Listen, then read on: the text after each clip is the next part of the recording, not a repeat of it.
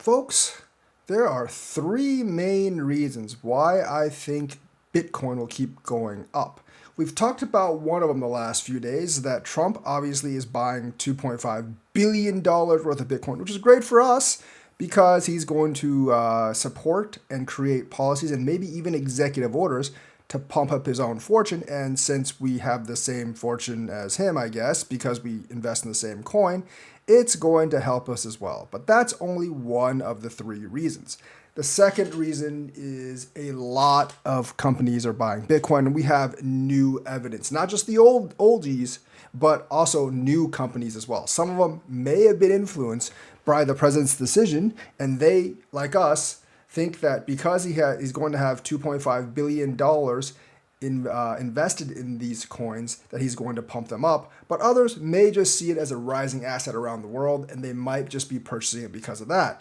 In terms of which companies these are, we have a list. So right now, there's a Swedish health firm that wants to raise $2.2 million to buy Bitcoin. Now, that's obviously not that much, but this is only a start. So Bitcoin cyberpunk Adam Back has backed a 2.2 million funding round for H100 AB Group to help the Swedish health tech buy Bitcoin. So little steps.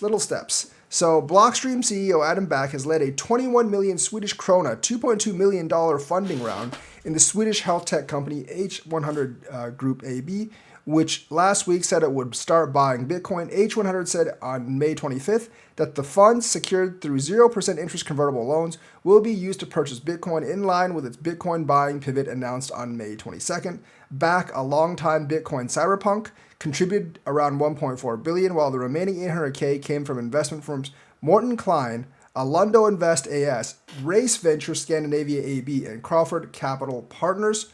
It would allow the firm to buy about 20.18 Bitcoin at current market prices. So yes, that is a healthcare company. That's not very much, but every little bit helps. Obviously, we have MicroStrategy. They bagged 4,020 Bitcoin as the price briefly breaks 100K. So they are continuing with their around 10,000 Bitcoin buys per week. And that obviously is going to help us a whole lot. Obviously, we all know about Trump's $2.5 billion buy. There's also Metaplanet that is planning to buy a huge amount of Bitcoin as well to try to bolster their bags, as well as several other companies in and out of crypto that want to buy some millions of dollars, like Similar Scientific and others we've talked about. So every single week, there's 2 or 3 companies that are thrown into the mix. But the reason I really want to talk about today is Japan.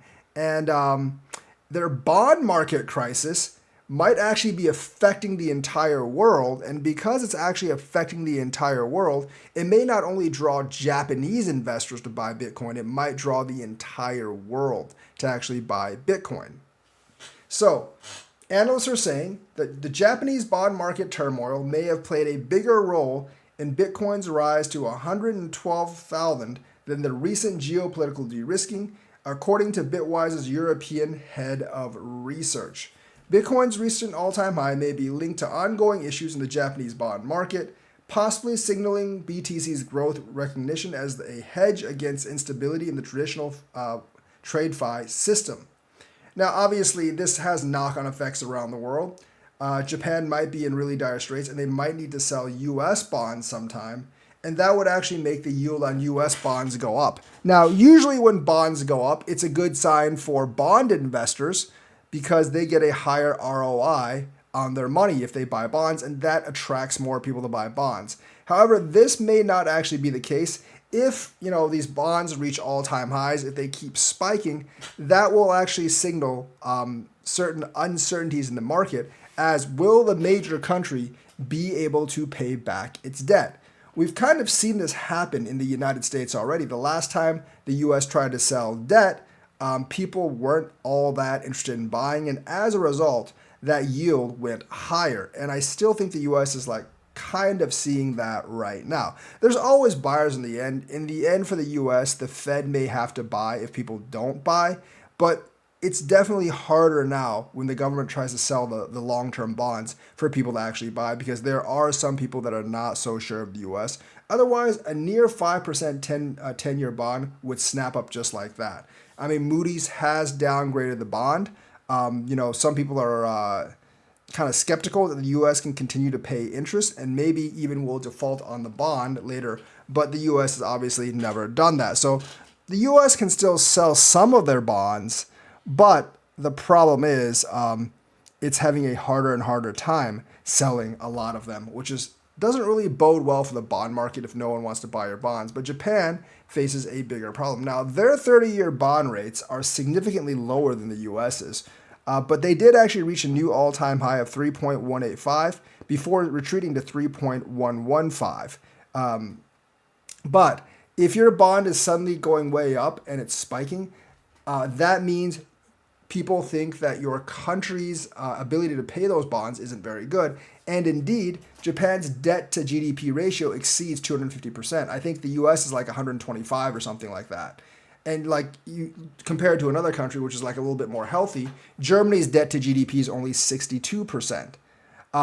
Both countries, both Japan and Germany, had 30-year bonds near 1%. But you would probably much rather buy a country's bond who has 62% debt to GDP than 250% debt to GDP, because the interest rates at 250% debt to GDP would actually be kind of killer. Because yields are increasing, sustainability becomes more of an issue, meaning credit risk increases and meaning yields increase even more. So you end up in this kind of like repetitive cycle, and that's not very good for Japan. And although the US debt to GDP is not as bad as Japan's, it's still getting worse and worse because we go more and more into debt each year. It's like over 100%, like pretty much, I think pretty close to 150 at this point. So people are getting kind of concerned. And of course, the growing volatility in Japan's bond market could be prompting some institutional investors to reconsider Bitcoin's role as a hedge against sovereign default risk. And if you're considering sovereign default risk from a major country like Japan, then the world would actually be in trouble. Since Bitcoin is a market-based coin, it's not backed by any country, they might want to diversify more risk into Bitcoin. So this is going to affect like all the other bond markets, and it's going to affect the US Treasury market, and it might actually make Bitcoin look like more of an attractive investment for a lot of investors. So, Bitcoin's an immutable asset. It's free of counterparty risk. It's a hedge against sovereign risk and sovereign default. I mean, Bitcoin is kind of a global currency, commodity, whatever you want to call it. It's not really going to default. The worst thing that can happen is it can go down and people sell it, but it doesn't require any one specific country to actually back it.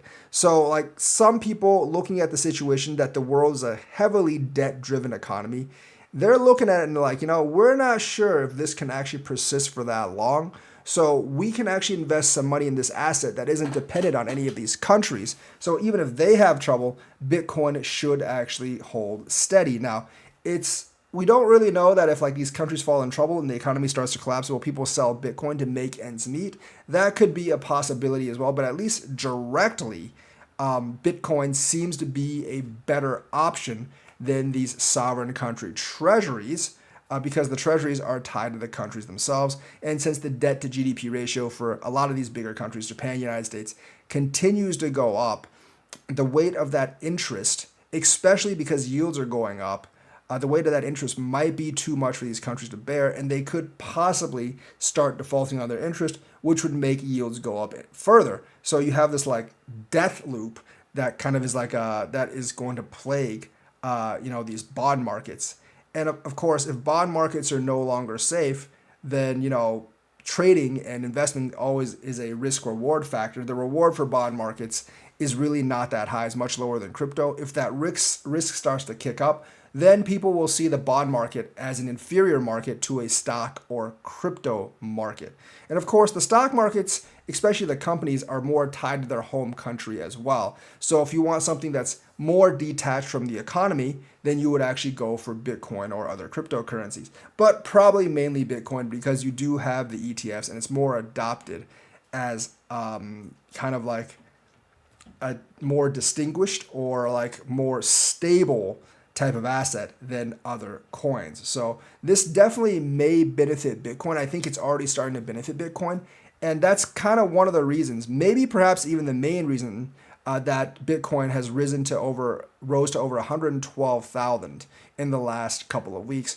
Because, like Japanese people are looking at their own bond market. They're like, no, that's not good. They're looking at the US bond market. They're like, you know what? We're selling our US bonds and that market doesn't look good either. You know what? We should go with Bitcoin right now because that doesn't really depend on any kind of sovereign nation. It's a market-based coin, and it seems to be staying stronger when most of the market is actually going down. So there is definitely that kind of vibe right now. So those are the three reasons that I believe that Bitcoin actually made an all-time high recently and will continue to make all-time highs.